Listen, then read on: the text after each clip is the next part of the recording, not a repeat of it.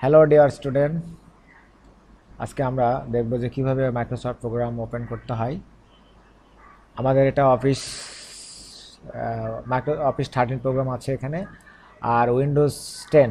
আমরা প্রথমেই উইন্ডোজ 10-এর যে টাস্ক বার আছে এই সার্চ বাটনে আমরা ওয়ার্ড লিখে সার্চ করব। ও লিখলেই আমাদের ওয়ার্ড প্রোগ্রামটি চলে আসছে। ওয়ার্ড প্রোগ্রামে ক্লিক, ব্ল্যাঙ্ক ডকুমেন্ট, আমাদের ওয়ার্ড প্রোগ্রাম চালু হয়ে গিয়েছে। এভাবে আমরা একটা পদ্ধতিতে আমরা ওয়ার্ড প্রোগ্রাম চালু করতে পারি। সেকেন্ড যে ওয়ে হবে সেটা হচ্ছে আমরা স্টার্ট মেনুতে যেয়ে আমরা এখানে মাইক্রোসফট 13 যে ফোল্ডার আছে সেটা সিলেক্ট করে মাইক্রোসফট 13 ফোল্ডারটা সিলেক্ট করে এখান থেকে আমরা ওয়ার্ড প্রোগ্রাম চালু করতে পারি। এটা একটা ওয়ে। আমরা দুইটা ওয়ে দেখলাম।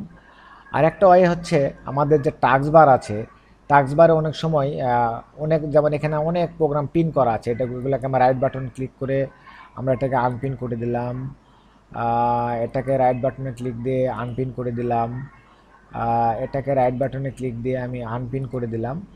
আমার এখানে মাইক্রোসফট ওয়ার্ড প্রোগ্রাম আছে, আমি এখানে ক্লিক দিলেও আমার মাইক্রোসফট ওয়ার্ড প্রোগ্রামটা ওপেন হবে যদি টাস্ক বারে প্রোগ্রামটা পিন করা থাকে। এই হচ্ছে ডিয়ার আমরা 3টে উপায়ে মাইক্রোসফট প্রোগ্রাম ওপেন করতে পারি। Bye bye, tata.